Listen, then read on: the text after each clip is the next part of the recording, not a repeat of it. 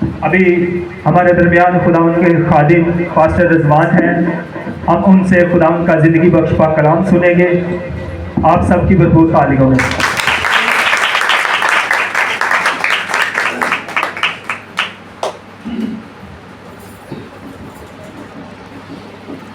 میں آپ سب کو سلام۔ میرے عزیزو، کلام پاک میں لکھا ہے کہ وقت کو غنیمت جانو۔ کیا جانو؟ وقت کو کیا جانو؟ کیونکہ دن برے ہیں۔ افسیوں کا خط ہے، کلام پاک میں لکھا ہے کہ وقت کو کیا جانو؟ غنیمت جانو، کیونکہ دن کیا ہیں؟ برے ہیں۔ غنیمت کیا مطلب ہوتا ہے؟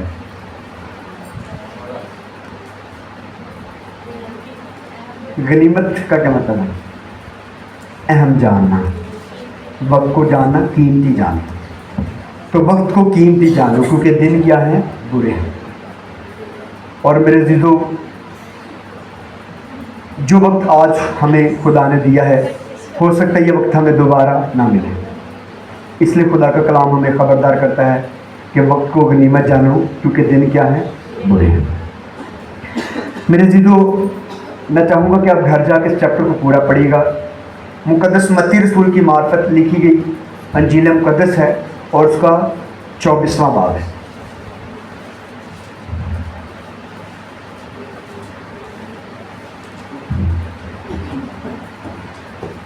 کتنے لوگ ہیں جنہوں نے بپتسمہ لیا ہے، پانی کا بپتسمہ؟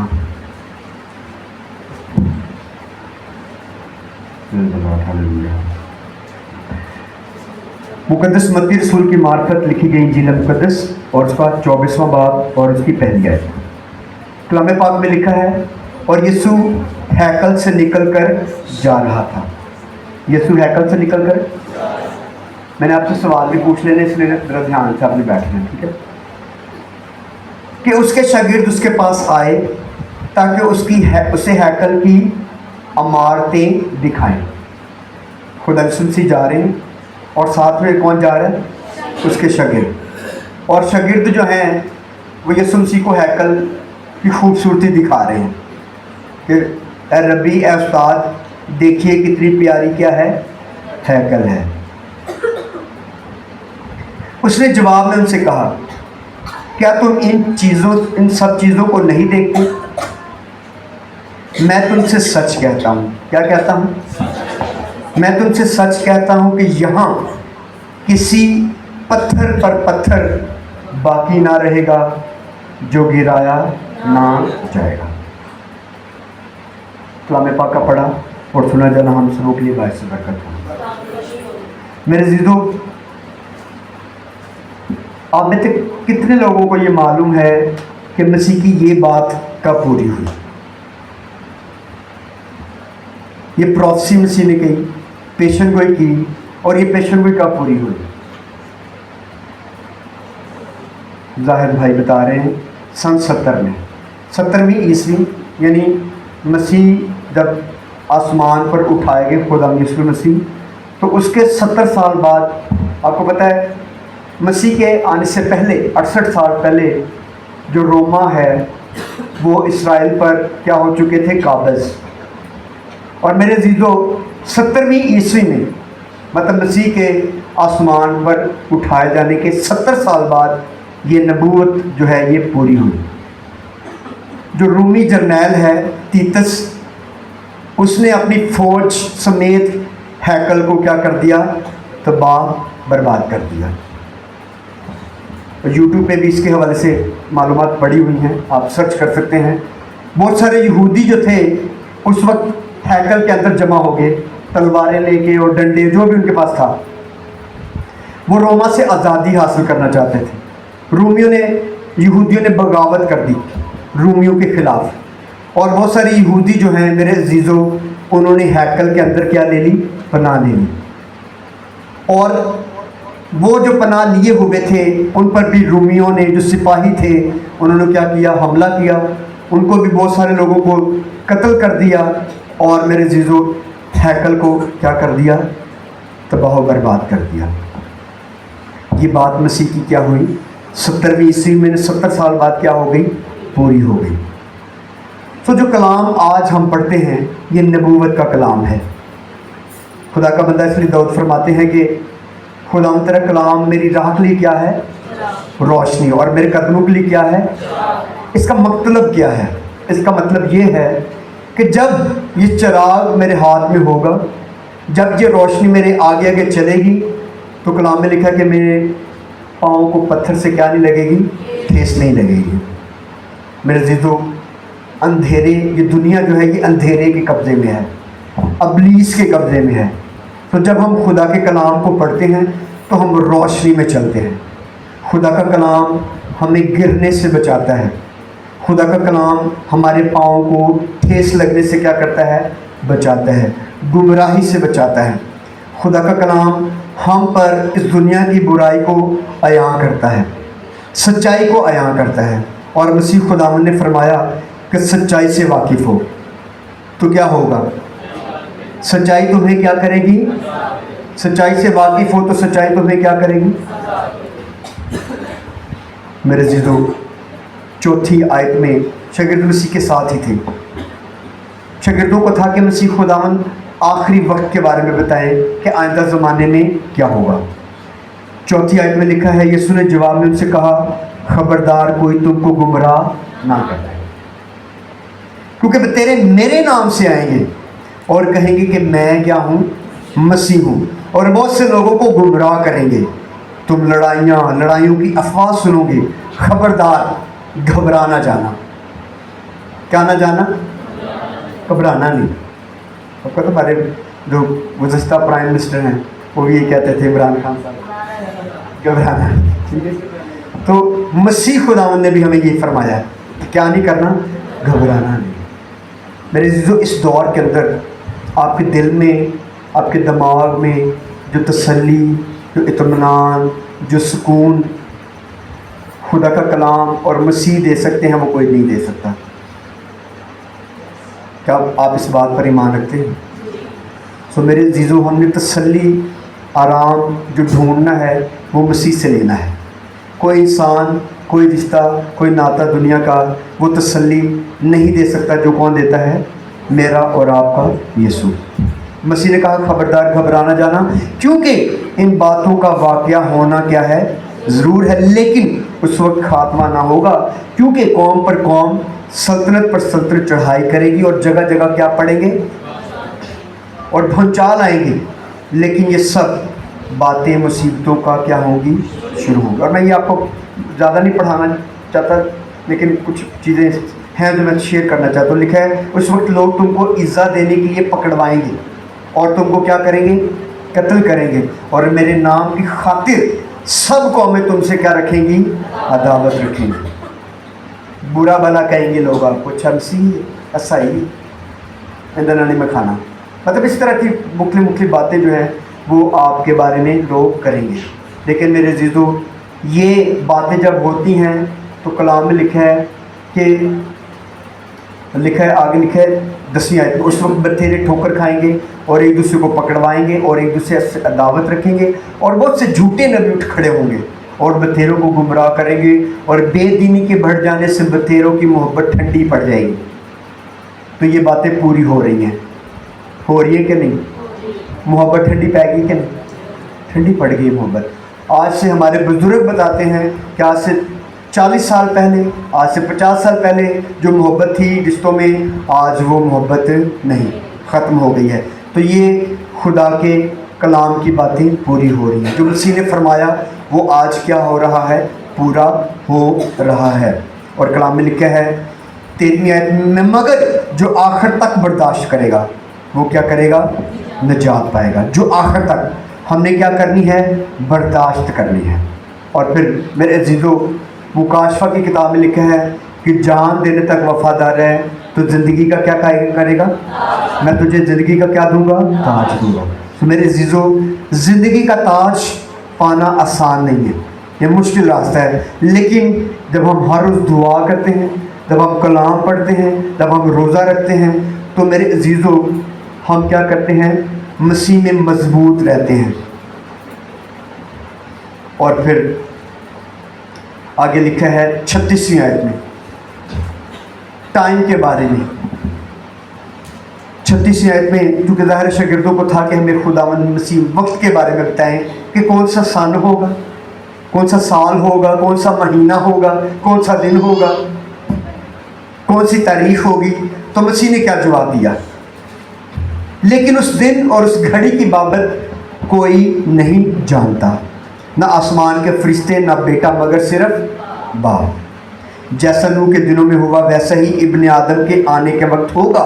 کیونکہ جس طرح طوفان سے پہلے کے دنوں میں لوگ کھاتے پیتے اور بیاہ شادی کرتے تھے اس دن تک کہ نوح کشتی میں داخل ہوا, اور جب تک طوفان آ کر ان سب کو بہا نہ لے گیا ان کو خبر نہ ہوئی, اسی طرح ابن آدم کا آنا ہوگا.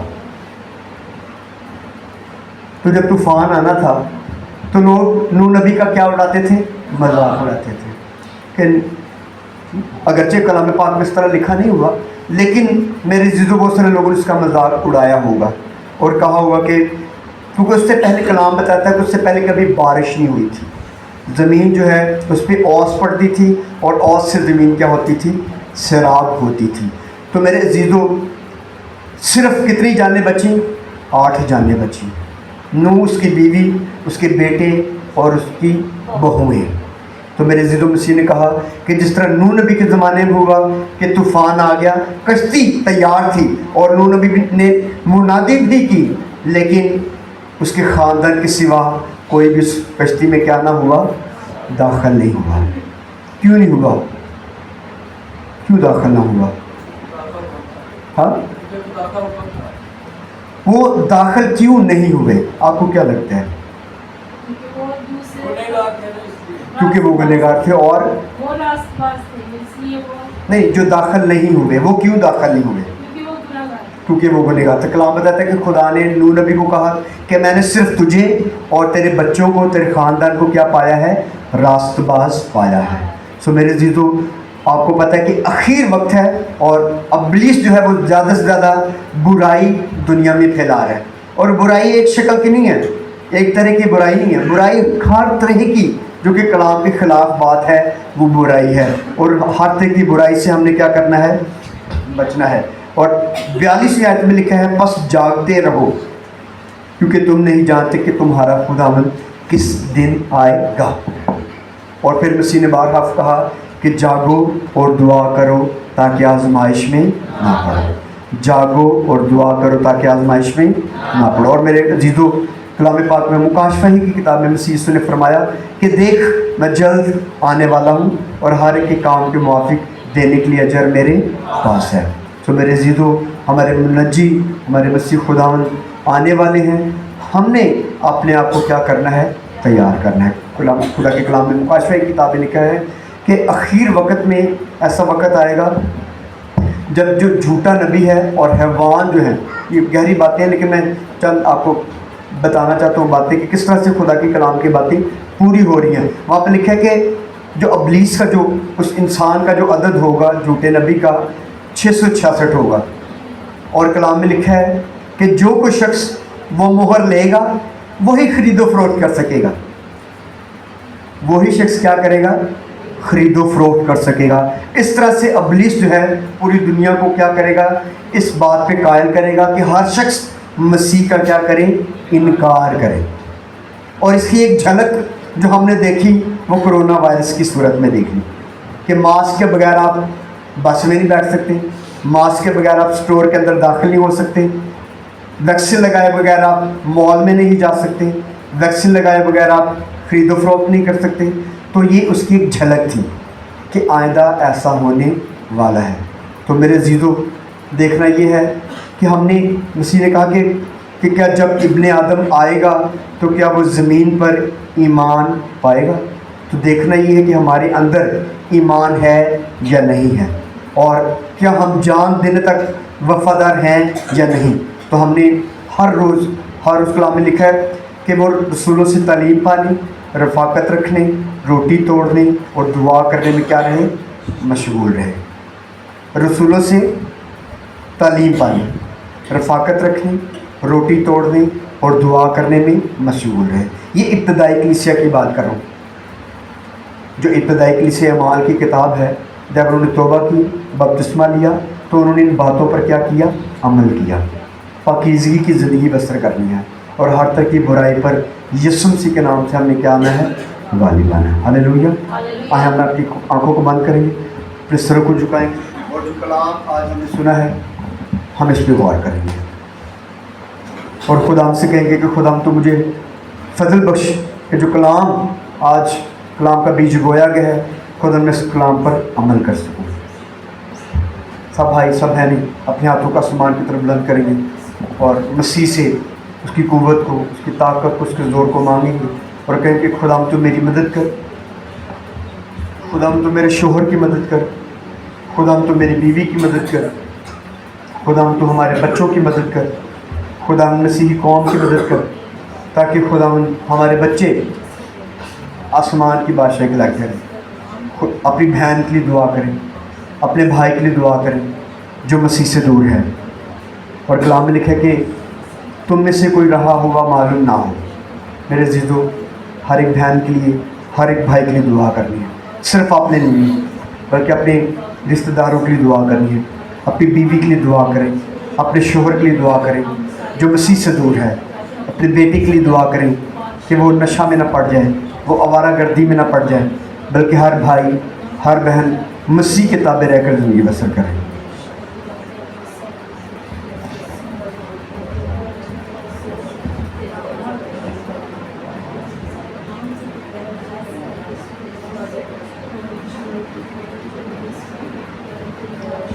احباب جی، ہم یسوع مسیح کے نام میں آپ کی شکر گزاری کرتے ہیں آج کی ساری بات اور پرستش کے لیے جس میں آپ نے ہماری رہنمائی کی۔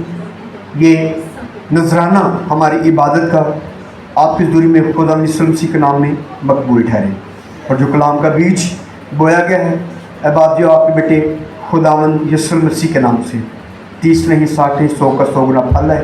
اور اگر کوئی بیمار ہے، کوئی کمزور ہے روحانی طور پر یا جسمانی طور پر، تو دعا ہے احباب جی وہ بیمار، وہ مریض، وہ کمزور شخص آپ کے بیٹے خدا یسوع مسیح کے نام میں شفا پائے، اور ہر طرح کی روحانی اور جسمانی کمزوری یسوع جی آپ کے نام سے جاتی رہے۔